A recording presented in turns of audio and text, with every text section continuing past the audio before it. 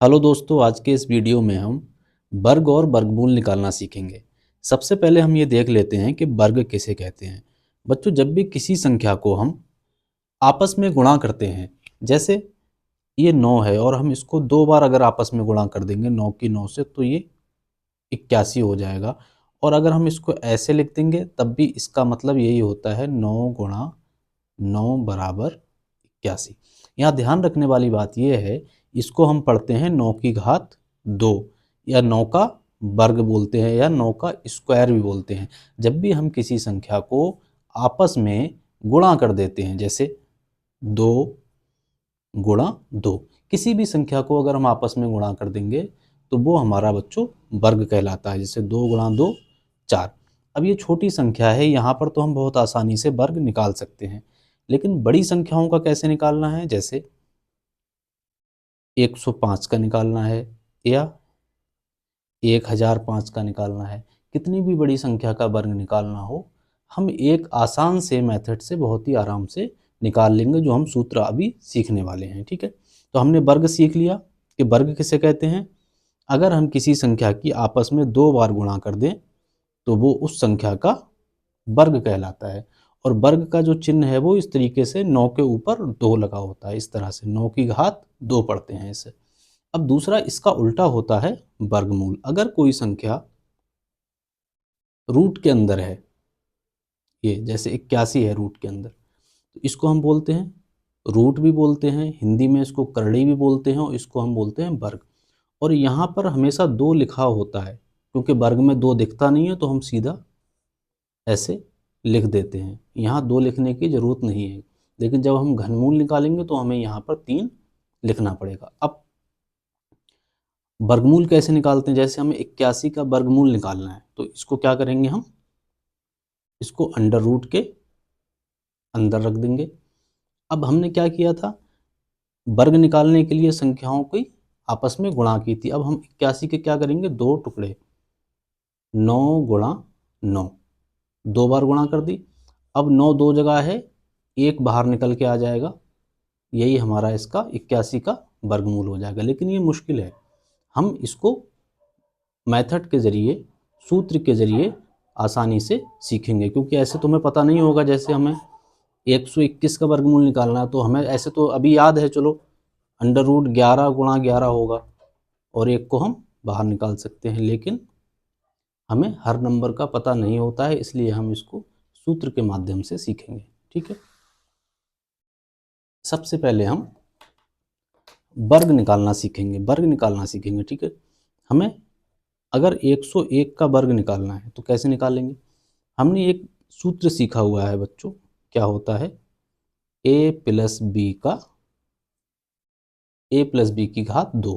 तो ये आता है a की घात 2 प्लस b की घात 2 प्लस 2ab, इस तरीके से होता है।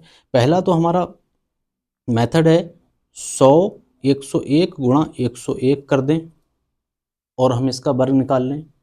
और दूसरा तरीका क्या है, हम 100 प्लस 1 कर दें और इसको हम क्या करें, a मान लें और इसको b मान लें और इस सूत्र में रख दें। तो ये क्या हो जाएगा, 100 प्लस 1 का स्क्वायर, a के स्थान पर 100 का स्क्वायर, b के स्थान पर 1 का स्क्वायर प्लस 2, a के स्थान पर 100 और b के स्थान पर 1। इसको हल कर लेंगे। 100 की अगर हम 2 बार गुणा करेंगे तो ये आसान है, 2 जीरो हैं तो कितने जीरो हो जाएंगे, 4 जीरो हो जाएंगे।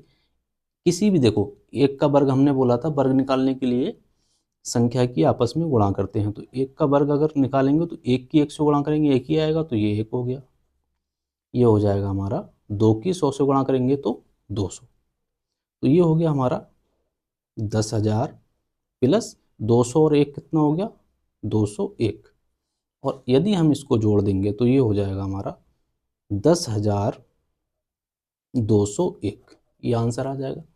ठीक है, इसी प्रकार से बच्चों आपको 72 का वर्ग निकालना है और आंसर हमें कमेंट करके देना है। ठीक है, इसको कैसे निकालेंगे, a प्लस बी के होल स्क्वायर की सहायता से।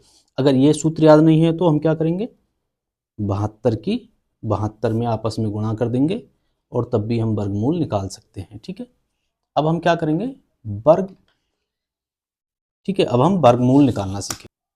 देखो वर्ग तो निकालना बहुत आसान था, वर्गमूल निकालने में थोड़ी सी ट्रिक लगती है। हमें 18,225 का वर्गमूल निकालना है, तो हम क्या करेंगे, सबसे पहले तो हम इसको 18,225 को कुछ इस तरह से लिख लेंगे, 18,225।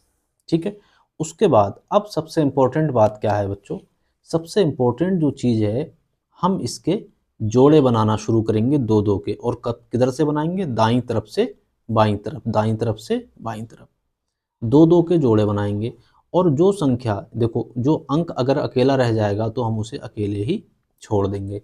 और दो दो के जोड़े क्यों बना रहे हैं, उसके पीछे का ये तरीका है, जब भी हम वर्ग निकालते हैं तो संख्या की आपस में दो बार गुणा करते हैं, दो की दो से गुणा करेंगे तो 4 आ जाएगा। इसी वजह से हम यहाँ पर दो दो के जोड़े बनाते हैं। अब ध्यान रखने वाली बात यह है कि हमने यहाँ जोड़े तो बना दिए, अब क्या करेंगे, इसको भाग देंगे। भाग किसको देंगे, जो संख्या अकेली रह गई है, या कोई जोड़ा यहाँ रह जाता तो हम जोड़े में भाग देते।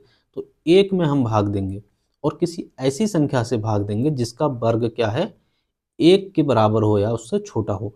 तो हमारा एक ही है जिसका वर्ग एक के बराबर होता है, तो एक से भाग देंगे, एक एकम एक, और जितनी बार भाग जाएगा वो यहाँ लिखते रहेंगे।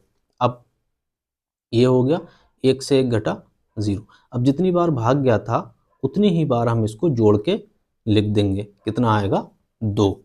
लेकिन यहाँ पर हम उसी के साथ साथ एक स्थान खाली छोड़ देंगे। अब जो स्थान हमने खाली छोड़ा है उसके बाद हमें एक अंक लिखना है, लेकिन उससे पहले हम क्या करेंगे, पूरा का पूरा जोड़ा उतार लेंगे। भाग में हम क्या करते हैं, एक एक अंक उतारते हैं, लेकिन यहाँ पर हम पूरा जोड़ा उतार लेते हैं। ठीक है, अब यहाँ पर सबसे इम्पोर्टेंट नियम क्या है, दो के बाद क्या संख्या आएगी।